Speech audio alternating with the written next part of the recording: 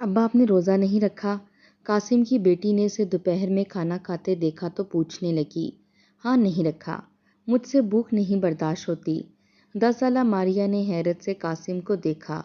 ابا میں 10 سال کی ہوں لیکن میں نے بھی روزہ رکھا ہے، مجھے تو بھوک نہیں لگی، اور آپ تو میرے ابا ہیں، مجھ سے اتنے بڑے ہیں، آپ کو بھوک کیسے لگ سکتی ہے؟ ماریا کو قاسم کو دیکھ کر حیرت ہوئی تھی، کیونکہ سحری تو اس نے اپنی بیوی اور بیٹی کے ساتھ ہی کی تھی۔ بس بہت زیادہ باتیں نہ بنا، مجھ سے نہیں برداشت ہوتی بھوک۔ ماریا نے خاموشی سے برتن اٹھائے اور کچن میں لے جا کر دھونے لگی۔ کچھ دیر بعد جب قاسم کی بیوی فرزانہ نے اسے پانی پیتے دیکھا تو کہنے لگی، کچھ تو شرم کرو، رمضان میں تو مجبوراً بھی جس نے روزہ چھوڑنا ہوتا ہے چھپ کر پانی پیتا ہے تاکہ روزے داروں کو محسوس نہ ہو، اور تم ہٹے کٹے صحت مند ہو کر بھی روزہ نہیں رکھتے۔ فرزانہ کا یہ کہنا تھا کہ قاسم اس پر چلانے لگا، مجھے زیادہ باتیں نہ سنا، اس گھر کا واحد کفیل ہوں میں، یہ جو تم اور تمہاری بیٹی اتنی عیاشیاں کر رہی ہیں میری وجہ سے کر رہی ہو، تم لوگوں کی ساری ضرورتوں کا خیال میں رکھتا ہوں، مجھ سے بھوک نہیں برداشت ہوتی تو بس نہیں ہوتی۔ یہ کہہ کر وہ اٹھ کر اپنی دکان پر چلا گیا۔ رمضان میں ویسے بھی لوگ خریداری بہت زیادہ کرتے ہیں، اس لیے اس کے پاس فرصت نہیں تھی۔ کافی دیر کام کرنے کے بعد جب اسے پیاس لگی تو اپنے ملازم سے کہنے لگا، جا ٹھنڈا پانی لے کر آ، بہت پیاس لگ رہی ہے، بول بول کر گلا خشک ہو گیا ہے۔ ملازم 14 سالہ بچہ یہ سن کر حیرت سے منہ کھولے قاسم کو دیکھنے لگا۔ استاد، کیا تم نے روزہ نہیں رکھا؟ قاسم کہنے لگا، زیادہ بحث مت کر میرے ساتھ، میرا روزہ نہیں ہے۔ ارے روزے وہ رکھتا ہے جس کے پاس کھانے کو کچھ نہ ہو، اللہ کا دیا میرے پاس بہت کچھ ہے، مجھے بھوکا رہنے کی کوئی ضرورت نہیں ہے، چل چل جلدی کر، پانی لے کر آ۔ قاسم پڑھا لکھا نہیں تھا، باپ کا جمع جمایا کام تھا جس پر وہ بیٹھ گیا تھا۔ ماں باپ کے انتقال کے بعد تو تھوڑا بہت لحاظ بھی اس کے اندر ختم ہو چکا تھا، نہ بیوی کی سنتا تھا نہ کسی اور کی۔ پانی سب کے سامنے بڑی بے حیائی سے اس نے پیا تھا۔ کئی روزے دار مرد اور خواتین اسے دیکھ کر دل ہی دل میں برا بھلا کہنے لگے کہ اگر مجبوراً روزہ نہیں بھی رکھا تھا تو سب کے سامنے پانی پینے کا کیا جواز تھا۔ بہرحال لوگ دل میں ہی اسے برا بھلا کہہ کر چلے گئے۔ جب وہ گھر آیا تو اس کی بیوی افطاری کے بعد کچھ حساب کتاب کر رہی تھی۔ قاسم کہنے لگا، فرزانہ یہ کیا کر رہی ہو؟ وہ کہنے لگے، قاسم 3 تولے زیور اماں نے مجھے پہنایا تھا اور 5 تولے تمہاری اماں نے، اور اب تک 2-3 تولے زیور تم بھی مجھے بنا کر دے چکے ہو، بس میں چاہ رہی تھی کہ اس کی زکوٰۃ نکالوں، وہ تمہیں پیسے بتا دیتی ہوں، وہ تم کسی غریب یا ضرورت مند کو دے دینا جو زکوٰۃ کا مستحق ہو۔ یہ سن کر قاسم کہنے لگا، دماغ تو خراب نہیں ہو گیا تمہارا؟ میں بھلا کیوں غریبوں کی مدد کرنے لگا؟ جب اوپر والا آسمان پر بیٹھا ان کو غریب رکھنا چاہتا ہے تو میں ان کا بھلا کیا کروں، اور کیوں اپنی کمائی سے ان کو پیسے دوں؟ میں کسی کو کچھ نہیں دوں گا، تمہیں زیور پہننا ہے پہنو، نہیں پہننا نہ پہنو، لیکن اس کی زکوٰۃ وغیرہ میں نہیں دوں گا۔ وہ کہنے لگی، زکوٰۃ انسان کے مال کو پاک کرتی ہے۔ قاسم پھر سے بھڑک اٹھا، وہ کہنے لگا، پھر تم شروع ہو گئی، اگر تمہیں دینداری کا اتنا ہی کیڑا ہے تو کسی مولوی سے شادی کر لیتی، جب سے میری زندگی میں آئی ہو تم نے میری زندگی جہنم بنا کر رکھ دی ہے، ہر وقت کوئی نہ کوئی بحث تم لے کر بیٹھ جاتی ہو، کبھی نماز پر کبھی روزے پر، اور اب تمہیں زکوٰۃ یاد آ گئی ہے۔ دیکھو میں بڑی محنت سے اپنا پیسہ کماتا ہوں، ایک پائی بھی کسی غریب کو نہیں دوں گا۔ فرزانہ تو یوں تھی جیسے ابھی رو دے گی۔ وہ کہنے لگی، کیوں نہیں سمجھتے تمہارا نقصان ہو جائے گا، زکوٰۃ کے پیسے ہمارے مال کو پاک کرتے ہیں، اور اگر یہی پیسے ہم اپنے مال کے اندر شامل کرتے ہیں تو سارا مال ہی ناپاک ہو جاتا ہے، بہت نقصان ہوتا ہے۔ لیکن قاسم کہاں یہ باتیں سنتا تھا، وہ ویسے ہی مست تھا، اپنی ہی مرضی کرتا تھا۔ قاسم شروع سے ہی کھانے پینے کا بہت شوقین تھا اور اپنی منہ کی لذت کی خاطر روزہ بھی نہیں رکھتا تھا۔ ایک بار اس کا دوست صدقہ خیرات اور اپنے والدین کے احسان و ثواب کی خاطر میٹھے چاول تقسیم کر رہا تھا، اور میٹھے چاول کو دیکھ کر قاسم کی آنکھیں چمکی تھیں۔ وہ کہنے لگا، رؤف یہ تم کیا کر رہے ہو؟ وہ کہنے لگا، بس صدقہ خیرات کر رہا ہوں، اپنے والد کے لیے، احسان ثواب کے لیے بانٹ رہا ہوں۔ بس یہ چند شاپر رہ گئے ہیں، اوپر سے بیگم نے افطاری کا سامان بھی باہر سے منگوایا ہے، ٹائم بھی کم ہے، بس جلدی سے ہی نپٹا دوں تاکہ افطاری لے کر گھر جا سکوں۔ قاسم کہنے لگا، لاؤ مجھے دے دو، میں یہ بانٹ دیتا ہوں، تم افطاری لے کر گھر جاؤ کیونکہ وقت بہت کم رہ گیا ہے۔ رؤف کہنے لگا، تمہیں بھی تو دیر ہو رہی ہوگی۔ قاسم کہنے لگا، نہیں نہیں، میرا کون سا روزہ ہے۔ یہ سن کر رؤف کو حیرت ہوئی۔ وہ کہنے لگا، تم روزہ نہیں رکھتے؟ وہ کہنے لگا، ہاں ہاں نہیں رکھتا، اصل میں طبیعت کچھ ٹھیک نہیں رہتی۔ یہ سن کر رؤف حیرت سے اسے دیکھنے لگا کہ دیکھنے میں تو بالکل ٹھیک لگ رہے ہو۔ اس نے کچھ نہیں کہا۔ شاپر قاسم کے ہاتھ میں دے کر وہ چلا گیا۔ قاسم وہ میٹھے چاول بانٹنے کی بجائے اپنے گھر لے کر آ گیا۔ اس وقت فرزانہ پکوڑے بنا رہی تھی، ساتھ میں افطاری کا سامان تیار کر رہی تھی، اور اس کی 10 سالہ بیٹی ماریا دسترخوان پر کھانا لگا رہی تھی۔ جب قاسم نے شاپر اسے پکڑایا اور کہنے لگا، جلدی سے پلیٹ میں ڈال کے لے آؤ، دیکھ کر منہ میں پانی آ رہا ہے۔ یہ رؤف ہمیشہ اعلیٰ سے اعلیٰ پکوان ہی بانٹتا ہے۔ ماریا نے پلیٹ اپنے والد کے سامنے رکھ دی۔ روزہ کھلنے میں بس 5 منٹ باقی تھے، لیکن قاسم نے اس بات کا بھی لحاظ نہیں کیا۔ وہ فٹافٹ سے چاول کھانے لگا۔ ماریا کہنے لگی، ابا اذان کا تو احترام کر لیں، جس کا روزہ نہیں بھی ہوتا وہ بھی ایسے وقت پر تو کچھ نہیں کھاتا، یہی سوچتا ہے کہ 5 منٹ کا انتظار کر لینا چاہیے۔ قاسم کو پھر سے غصہ آیا۔ وہ کہنے لگا، تم ماں بیٹی میرے پیچھے کیوں پڑے رہتے ہو؟ ارے جب میں نے کہا ہے تم لوگ روزہ نہ رکھو، میرے ساتھ کھایا پیا کرو، جب میں زور زبردستی نہیں کرتا تو تم لوگ کون ہوتی ہو ہر وقت میرے سر پر استانیاں بننے والی؟ چپ چاپ اپنا روزہ نبھاؤ، مجھے تنگ نہیں کرو۔ کچھ دیر بعد فرزانہ بھی پکوڑے کی پلیٹ لے کر دسترخوان پر بیٹھ گئی۔ اسے یوں عجلت میں کھاتا دیکھ کر وہ کہنے لگی، یہ میٹھے چاول کہاں سے آئے ہیں؟ کیا بازار سے خرید کر لائے ہیں؟ وہ کہنے لگا، نہیں نہیں، میں کیوں خریدنے لگا، یہ تو رؤف اپنے والد کے ایصال ثواب کے لیے بانٹ رہا تھا، صدقہ خیرات کر رہا تھا۔ میں نے کہا لاؤ میں تمہارا یہ کام آسان کر دوں۔ ارے میٹھے چاول تو تمہیں پتہ ہے میری کمزوری ہیں، اور بازار کے بنے ہوئے تو بہت ہی مزے کے ہوتے ہیں، اس لیے میں نے سوچا چلو میں کھا لیتا ہوں۔ صدقہ خیرات کرنے والے بھی تو ہمارے جیسے ہی انسان ہوتے ہیں۔ یہ سن کر فرزانہ کہنے لگی، یہ کیا کہہ رہے ہیں آپ؟ ارے ہم لوگ تو خود لوگوں کو صدقہ خیرات دینے کی استطاعت رکھتے ہیں، یہ ہم پر نہیں لگتا، یہ تو ان لوگوں پر لگتا ہے جو اس کے مستحق ہوں، جو غریب غربا ہوتے ہیں۔ آپ کیسے کسی کا صدقہ خیرات کھا سکتے ہیں؟ بڑی ڈٹھائی سے قاسم کہنے لگا، ایسے کھا سکتا ہوں جیسے کھا رہا ہوں، دیکھو یہ سب کچھ نہیں ہوتا، کھانے پینے کی چیز ہے، اس پر سب کا حق ہے، یہ کیا بات ہوئی کہ صدقے کی چیز تو اسے بس غریب ہی کھا سکتا ہے؟ قاسم کی بات سن کر فرزانہ نے پلیٹ پیچھے کر دی۔ وہ کہنے لگی، میں آپ کو یہ نہیں کھانے دوں گی، آپ تو اپنے سر پر بہت بڑا عذاب لے رہے ہیں، اس نے اپنے باپ کے لیے صدقہ کیا ہے، اس پر ہمارا حق نہیں بنتا، آپ کیوں نہیں سمجھتے؟ لیکن قاسم نے اس سے پلیٹ کھینچی۔ وہ کہنے لگا، دفع ہو جاؤ یہاں سے دونوں ماں بیٹی۔ وہ بڑی پریشان تھی کہ اچانک چاول کھاتے کھاتے ہی قاسم کو ٹھسکا سا لگ گیا۔ اتنی زیادہ کھانسی آئی کہ سانس پلٹنا مشکل لگ رہا تھا۔ وہ بری طرح سے کھانسنے لگا، کھانس کھانس کر اس کا چہرہ پورا سرخ ہونے لگا، آنکھوں سے پانی بہنے لگا، سانس تھا کہ ٹھیک ہونے کا نام نہیں لے رہا تھا۔ مجبوراً قاسم کو چاول وہیں چھوڑنے پڑے۔ وہ بار بار اپنے سینے کو سہلا رہا تھا۔ فرزانہ بھی پریشان ہو گئی، جلدی سے پانی اس کو دیا، اس نے ایک گھونٹ پانی پیا لیکن پانی بھی اس کے اندر نہیں اتر رہا تھا، بہت کھانسی آ رہی تھی، یہاں تک کہ ماریا بھی اپنی افطاری بھول کر اپنے باپ کی کمر سہلانے لگی۔ 10 منٹ مسلسل کھانس کھانس کر جب وہ بے حال ہونے لگا تب جا کے اس کی کھانسی کا دورہ ختم ہوا تھا۔ فرزانہ کہنے لگی، میں آپ کو قہوہ بنا دیتی ہوں۔ اس نے قہوہ بنا کر دیا لیکن ابھی بھی قاسم کی طبیعت میں بے چینی سی تھی۔ اگلے روز اس نے سحری بھی نہیں کی کیونکہ اسے بھوک نہیں لگ رہی تھی۔ وہ اپنی دکان پر چلا گیا، وہاں جا کر اپنے ملازم سے کہنے لگا، میرے لیے کچھ کھانے کو لا دو۔ وہ کہنے لگا، قاسم بھائی اس وقت تو کچھ نہیں ملتا، جو کچھ ملتا ہے افطاری سے پہلے ہی ملتا ہے، اس وقت تو گلی میں سناٹا مچا ہوا ہے کیونکہ سب کا روزہ ہے۔ قاسم کہنے لگا، مجھے بہت شدید بھوک لگی ہے، مجھے کہیں سے بھی کچھ لا کر دو۔ وہ ملازم بچہ باہر چلا گیا، بیکری سے کچھ بسکٹ لے کر آ گیا، سادے پانی کی بوتل بھی، لیکن جیسے ہی قاسم نے بسکٹ کھانے شروع کیے پھر سے اس کو وہی ٹھسکا لگا۔ کھانسی کا وہی دورہ اسے دوبارہ سے پڑا۔ پل میں اس کا چہرہ سرخ ہوا تھا، آنکھوں سے پانی بہنے لگا، لگ رہا تھا دوسرا سانس نہیں آئے گا۔ اس نے بسکٹ وہیں چھوڑ دیا اور بس کھانسے جا رہا تھا۔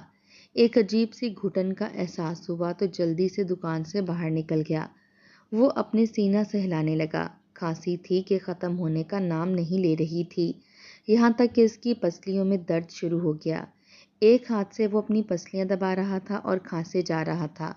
وہ بچہ بھی پریشان ہو گیا کیونکہ اس کی کھانسی نہیں ہٹ رہی تھی۔ اس نے قاسم کی کمر کو سہلانا شروع کیا۔ کافی دیر بعد جا کے اس کی کھانسی کا دورہ ہٹا تھا۔ اب وہ سوچ رہا تھا کہ افطاری کے بعد سیدھا ڈاکٹر کے پاس جائے، کیونکہ صبح سے اس نے کچھ کھایا نہیں تھا۔ اب اسے شدت سے بھوک لگ رہی تھی۔ وہ ڈاکٹر کے پاس گیا۔ ڈاکٹر نے اسے کئی قسم کے ٹیسٹ لکھ کر دے دیے اور اسے دوائیاں بھی دیں کہ اس سے جلد از جلد کھانسی ختم ہو جائے گی۔ لیکن جیسے ہی وہ گھر آیا بالکل بے حال سا تھا۔ فرزانہ سے کہنے لگا جلدی سے کچھ کھانے کو دو، مجھے بہت بھوک لگ رہی ہے۔ دوائیاں بھی وہ کھا چکا تھا، لیکن جیسے ہی 2 سے 3 نوالے لیے اسے وہی کھانسی کا دورہ اٹھنے لگا۔ کھانس کھانس کر وہ بے حال ہو چکا تھا۔ اس نے بے دلی سے کھانے پر الٹا ہاتھ مارا، کھانا زمین پر گر گیا۔ کھانستے ہوئے ہی فرزانہ سے کہنے لگا لے جاؤ اسے، مجھے کچھ نہیں کھانا۔ کچھ دیر بعد اسے کھانسی ختم ہو چکی تھی۔ قاسم نے نوٹ کیا تھا کہ کھانسی اسے اسی وقت اٹھتی ہے جب وہ کھانے کی کوئی چیز منہ میں ڈالتا ہے۔ ایسی بھی کون سی بیماری ہے کہ کھانے کے 3 نوالے بھی اس کے حلق کے نیچے نہیں اترتے اور اسے بے تحاشا کھانسی آنے لگتی ہے، اتنی زیادہ کہ وہ اپنے آپ سے بیزار ہونے لگتا ہے۔ جب تک قاسم کچھ نہیں کھاتا تھا تب تک اسے کھانسی بھی نہیں آتی تھی، بالکل ٹھیک ٹھاک رہتا تھا، لیکن نہ کھانے کی وجہ سے اب اسے کمزوری ہونے لگی تھی۔ ایک بار وہ بازار سے گزر رہا تھا کہ جب اس کی نظر ایک برگر پر پڑی۔ کافی مشہور برگر تھا اور قاسم کو پسند بھی بہت تھا، خاص طور پر اس برگر کی چٹنی کافی کھٹی اور مزیدار تھی۔ قاسم کا دل للچایا، سوچا کہ چلو یہ کھا لیتا ہوں، کیونکہ کافی دن سے ٹھیک سے کھا پی نہیں رہا تھا۔ برگر کو دیکھ کر اس کی بھوک چمکی تھی، وہ وہاں جا کر بیٹھ گیا۔ اس نے اپنے لیے 3 برگر منگوائے تھے، ساتھ میں چٹنی بھی۔ جیسے ہی برگر کا پہلا نوالا اس کے حلق سے اترا، اسے پھر سے کھانسی کا دورہ پڑ گیا۔ اب تو وہ تنگ آ چکا تھا کہ اس کھانسی کو اسی وقت ہی کیوں آنا تھا جب وہ کھانا کھاتا ہے اور کھانسی کا ایسا دورہ پڑتا ہے کہ اس کا سانس لینا محال ہو جاتا ہے۔ کھانا تو بہت دور کی بات، وہ اپنی کیفیت سے بھی پریشان تھا۔ ایسے ہی ایک بار ڈاکٹر پر جا رہا تھا جب راستے میں سے فقیر ملا جو کہنے لگا اللہ کے نام پر دے دو، کچھ کھانے کو دے دو، 2 دن سے ٹھیک سے کچھ نہیں کھایا، اللہ تمہارے رزق میں برکت کرے گا۔ غریب بوڑھے کی صدا سن کر قاسم نے اسے غصے سے دیکھا، کیونکہ گلے میں ابھی بھی خراش سی محسوس ہو رہی تھی۔ وہ فقیر قاسم کے پاس آ گیا اور کہنے لگا خدا کے لیے کچھ کھانے کو دے دو یا مجھے پیسے دے دو، میں سوکھی روٹی خرید کر کھا لوں، مجھے بہت بھوک لگی ہے۔ قاسم کہنے لگا دفع ہو جاؤ یہاں سے، میں نے آج تک کبھی کسی فقیر کو 1 روپیہ نہیں دیا تو تمہیں کیوں دوں؟ یہ کہتے ہوئے وہ ڈاکٹر پر چلا گیا۔ ڈاکٹر نے تمام رپورٹیں اس کی دیکھی، کہنے لگا بظاہر تو کوئی مسئلہ نہیں ہے، آپ کو کوئی بیماری بھی نہیں ہے، دیکھیے سمجھ نہیں آ رہا کہ کھانسی کیوں ختم نہیں ہو رہی۔ وہ کہنے لگا کہ ڈاکٹر صاحب میں 2 دن سے کچھ ٹھیک سے نہیں کھا پا رہا، جب بھی کھانا کھاتا ہوں کھانسی آنی شروع ہو جاتی ہے اور کھانسی کا ایسا دورہ پڑتا ہے کہ نوالا نگلنا مشکل ہو جاتا ہے۔ اس نے کچھ اور زیادہ ٹیسٹ لکھ دیے اور گلے کا ایکس رے بھی لکھ دیا کہ شاید گلے میں کوئی ایسا مسئلہ ہے کہ نوالا اندر نہیں جاتا۔ جب قاسم گھر آیا تو بالکل بے حال تھا۔ فرزانہ کہنے لگی میں نے آپ کے لیے گوشت کی یخنی بنائی ہے، کافی دن سے آپ کچھ نہیں کھا پی رہے، ایسا کریں گرم گرم یخنی پی لیں، گلے کو بھی سکون ملے گا اور طاقت بھی محسوس ہوگی۔ حالانکہ ایسے پھیکے کھانے قاسم کبھی نہیں کھاتا تھا، لیکن مان گیا کیونکہ اندر کچھ نہیں اتر رہا تھا، یہاں تک کہ پانی بھی ٹھیک سے نہیں پیا جا رہا تھا۔ وہ بے حال ہو کر بیٹھا ہوا تھا جب گرم گرم یخنی فرزانہ نے قاسم کو پینے کے لیے دی، لیکن ایک گھونٹ پیتے ہی وہی کھانسی کا دورہ دوبارہ شروع سے شروع ہو گیا۔ اس کھانسی کے دورے نے قاسم کو چڑچڑا سا کر دیا تھا۔ اس دن باقی کا برتن زمین پر مار کر توڑ دیا۔ فرزانہ سے کہنے لگا تم نے جان بوجھ کر مجھے یہ پلایا ہے تاکہ مجھے کھانسی آئے اور میں مر جاؤں، تم چاہتی یہی ہو کہ میں مر جاؤں۔ فرزانہ رونے لگی، وہ کہنے لگی میں ایسا کیوں چاہوں گی، آپ میرے شوہر ہیں، میں تو آپ کی لمبی عمر کی دعائیں کرتی ہوں۔ لیکن قاسم کا غصہ عروج پر تھا۔ کھانا اسے کھایا نہیں جا رہا تھا، کھانسی اسے برداشت نہیں ہو رہی تھی، اس لیے اٹھ کر کھڑا ہو گیا۔ سامنے پڑے شیشے کے گلدان کو پکڑ کر زمین پر مار کر توڑ دیا۔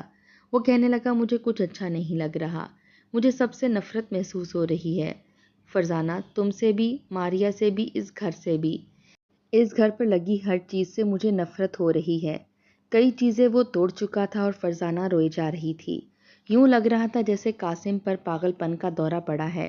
ماریا ڈر کر ایک کونے میں کھڑی تھی، اپنے باپ کی حالت پر آنسو بہا رہی تھی، جو کہ نیم پاگل لگ رہا تھا۔ گھر کی کافی چیزیں توڑنے کے بعد وہ گھر سے باہر نکل گیا۔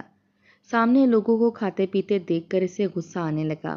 کوئی کھیر کھا رہا تھا، کوئی گلاب جامن کھا رہا تھا، کوئی سموسے رول کھا رہا تھا، کوئی بریانی کھا رہا تھا۔ کبھی قاسم بھی یہ چیزیں کھایا کرتا تھا، لیکن اب تو جیسے اس کے حلق سے کچھ اترنے کو تیار نہیں تھا۔ بار بار ان لوگوں کو کھاتا دیکھ کر وہ چڑھنے لگا۔ ایک آدمی کے پاس چلا گیا، اسے کہنے لگا، تم کیسے کھا سکتے ہو؟ جب میرے حلق سے نیچے کچھ نہیں اتر رہا تو تمہارے حلق سے نیچے کیوں اتر رہا ہے؟ تم کیوں کھا رہے ہو یہ؟ قاسم نے اس کی پلیٹ پکڑ کر زمین پر پھینک دی۔ وہ آدمی کافی غصے میں نظر آ رہا تھا اور اسے مارنے لگا کہ تم پاگل تو نہیں ہو گئے؟ میری پلیٹ تم نے کیوں کچرے میں پھینکی ہے؟ بہرحال ایک فساد سا برپا ہو گیا تھا۔ کافی لوگوں نے قاسم کو مارا تھا اور وہ زخمی حالت میں گھر پہنچا تھا۔ اسے یوں زخمی دیکھ کر فرزانہ اور ماریا دونوں کی جان پر بنی تھی۔ وہ کہنے لگی، آپ کہاں سے آ رہے ہیں اور آپ کو کیا ہوا ہے؟ وہ کہنے لگا، کچھ نہیں ہوا، لوگ کھا رہے ہیں، لوگ پی رہے ہیں اور میرے اندر ایک نوالا نہیں اترا، مجھے نفرت ہو رہی ہے لوگوں سے۔ یہ کہتے ہی وہ پھوٹ پھوٹ کر رونے لگا۔ فرزانہ خود اپنے شوہر کی کیفیت سے بہت پریشان تھی۔ وہ کہنے لگی، آپ فکر نہ کریں، آپ ٹھیک ہو جائیں گے۔ وہ کہنے لگا، نہیں، میں ٹھیک نہیں ہوں گا، مجھے کسی دوائی سے فرق نہیں پڑ رہا، مجھ پر کوئی دوائی اثر نہیں کر رہی، میں مر جاؤں گا، میں بھوکا رہ رہ کر مر جاؤں گا۔ فرزانہ، میں مرنا نہیں چاہتا، مجھے جینا ہے، مجھے کھانے کے لیے جینا ہے، میں مرنا نہیں چاہتا۔ اسے خود سمجھ نہیں آ رہا تھا کہ وہ کیا بول رہا ہے۔ وہ بس روئے جا رہا تھا، روئے جا رہا تھا۔ اس کی کیفیت اس کے اختیار میں نہیں تھی۔ بھوک کے مارے اس کی حالت بگڑنے لگی تھی۔ فرزانہ اسے مہنگے سے مہنگے ڈاکٹر کے پاس لے کر گئی۔ ڈاکٹر اس کی ساری کیفیت سن رہا تھا۔ اس نے اس کی دوائیاں بدل دیں۔ وہ کہنے لگا کہ آپ کو کمزوری ہو رہی ہے تو میں آپ کو ڈرپ لگا دیتا ہوں۔ ہمیں یہ سمجھ نہیں آ رہا کہ آخر آپ کے منہ کے اندر کے ذریعے سے خوراک کیوں نہیں جا رہی، لیکن اس کا بھی حل ہے۔ میں آپ کو چند ایسی ادویات لکھ دیتا ہوں جو آپ ڈرپ میں ڈال کر کسی نہ کسی وارڈ بوائے سے لگوا لیجیے گا۔ آپ کے اندر کھانے کی جو کمی کی وجہ سے کمزوری ہوئی ہے وہ دور ہو جائے گی۔ کچھ دن ایسے ہی کرتے ہیں، پھر دیکھتے ہیں کہ مسئلہ کیا ہے۔ ویسے بھی اب عید آنے والی ہے اور عید پر تمام ڈاکٹرز چھٹی کریں گے، تو بہتر ہے کہ آپ کچھ دن اسی ڈرپوں کے ذریعے سے اپنی کمزوری کو کور کریں۔ فرزانہ نے گھر آتے ہی اسے ڈرپ لگوا دی۔ عید 2 دن بعد تھی۔ فرزانہ نے نہ خود شاپنگ کی، نہ اپنی بچی کو کپڑے دلوائے۔ دونوں ماں بیٹی بس جائے نماز بچھائے قاسم کے لیے لمبی عمر کی دعائیں مانگ رہی تھیں۔ قاسم بے چین تھا۔ ڈرپ ختم ہوئی تو اس نے خود سے ہی ڈرپ کو بند کر کے اتار دیا۔ جیسے وہ اپنے کمرے سے باہر نکلا تو لاؤنج میں اپنی بیٹی کی سسکیوں کی آواز سن کر وہیں رک گیا۔ وہ اللہ کے حضور دعائیں مانگ رہی تھیں، سسکیوں سے رو رہی تھیں، اے اللہ، میرے باپ کو لمبی عمر دے۔ اگر میرے باپ سے کوئی گناہ یا کوتاہی ہو گئی ہے تو بے شک تو غفور الرحیم ہے، میرے باپ کو معاف کر دے۔ میرے باپ نے صدقے کا اور خیرات کا کھانا کھایا تھا، پروردگار وہ نہیں جانتے تھے، وہ ناسمجھ ہیں، انہیں شعور اور ہدایت عطا فرما۔ میرے باپ کی زندگی بخش دے، اسے کچھ نہ ہو، مجھے اپنے باپ سے بہت محبت ہے۔ اے اللہ، تو میری ساری عبادتوں کے بدلے میرے باپ کو لمبی عمر اور صحت تندرستی دے دے۔ سسکیوں سے اپنی بچی کو روتا دیکھ کر، اللہ کے حضور دعا کرتا دیکھ کر قاسم کا پہلی بار دل تڑپا تھا۔ دوسری نظر فرزانہ پر پڑی، وہ بھی روئے جا رہی تھی۔ کہہ رہی تھی، یا اللہ، میرے شوہر کو لمبی عمر دے دے، اگر اس نے کوئی گناہ یا کوئی غلطی کی ہے تو اسے ہدایت دے، اسے صراط المستقیم کا راستہ دکھا، لیکن اسے کچھ نہ ہو۔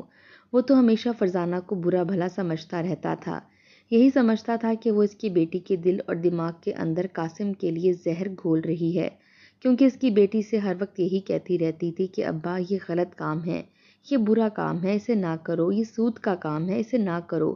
لیکن قاسم اس وقت نہ بیٹی کی سنتا تھا نہ بیوی کی، بلکہ جب بیٹی کو یوں سمجھاتے دیکھتا تو اسے تو کچھ نہ کچھ کہتا۔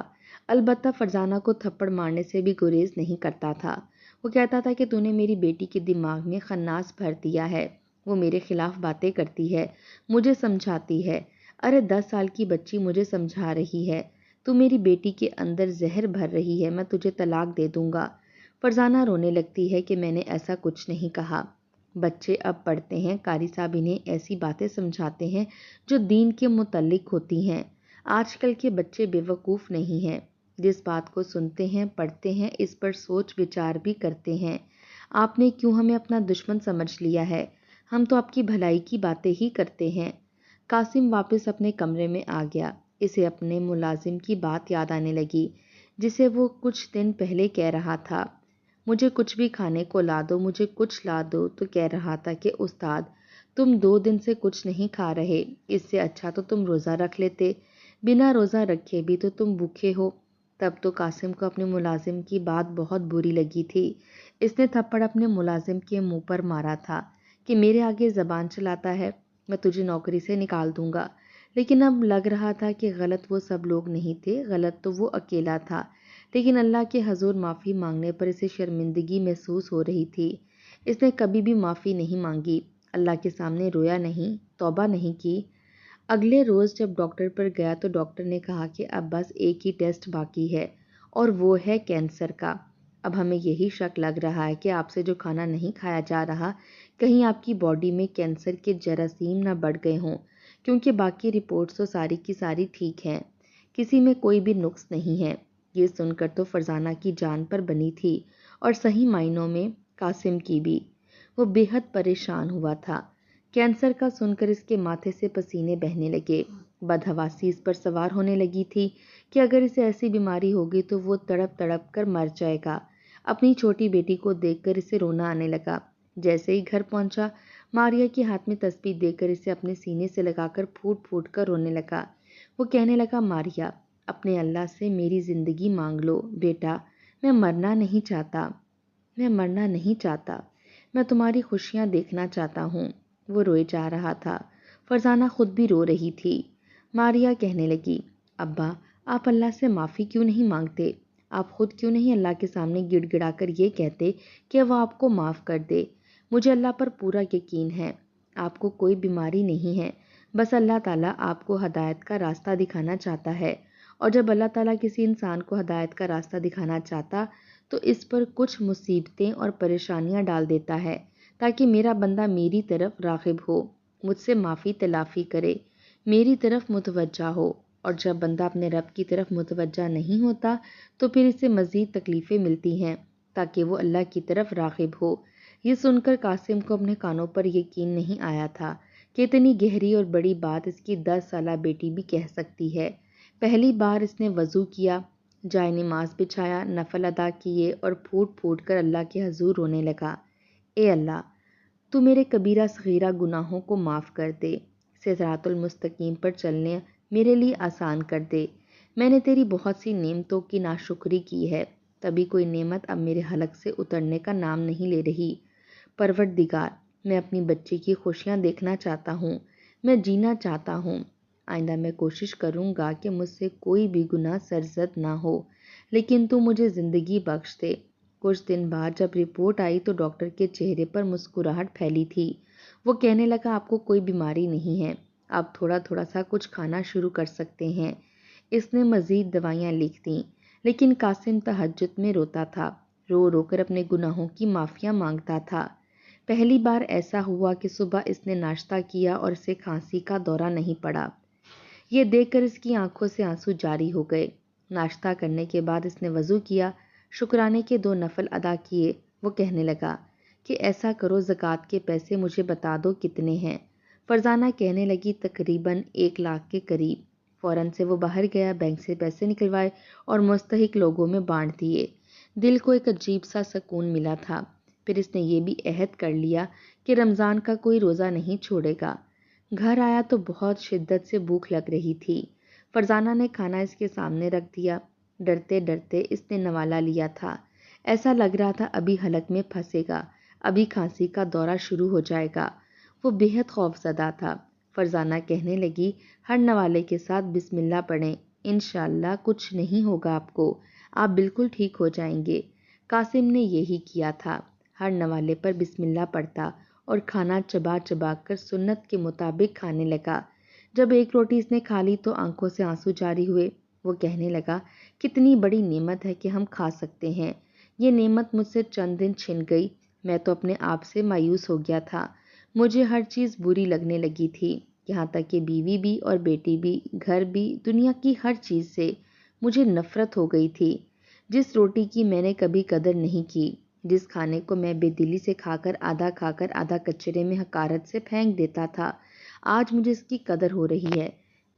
یہ روٹی کتنی بڑی نعمت ہے۔ اس وقت نے قاسم کی زندگی کو بدل کر رکھ دیا تھا۔ اب وہ خود بھی صدقے خیرات کرتا تھا، اپنے والدین کے صالح ثواب کے لیے کھانا بانٹتا تھا، لیکن سمجھ گیا تھا کہ کچھ کھانوں پر غریب اور ضرورت مندوں کا حق ہوتا ہے اور ان کا حق کھانے کا نتیجہ بہت برا ہوتا ہے۔ زکوٰۃ کے پیسے وہ ادا کرنے کے بعد کچھ زیادہ ہی دے دیتا تھا تاکہ کمی نہ ہو، زیادتی ہو جائے۔ جب صدقہ خیرات کرتا تو نہایت عاجزی سے کرتا، کیونکہ یہ دیا ہوا تو اللہ کا ہی ہے اور اللہ کے دیے مال میں سے اللہ کی راہ میں خرچ کرنا انسان کو متکبر نہ بنائے تو بہتر ہے، بلکہ اسے تو اور بھی زیادہ عاجز ہو جانا چاہیے۔ اللہ تعالیٰ نے قاسم کی زندگی کو بدل دیا تھا، شاید اس کی بیٹی اور بیوی کی دعاؤں کی وجہ سے، لیکن ایسا موقع ہر کسی کو نہیں ملتا، اس لیے اپنے لیے صراط المستقیم کا راستہ مانگا کریں دعاؤں میں، تاکہ اللہ تعالیٰ ہمیں سیدھے راستے پر چلائے۔ آمین۔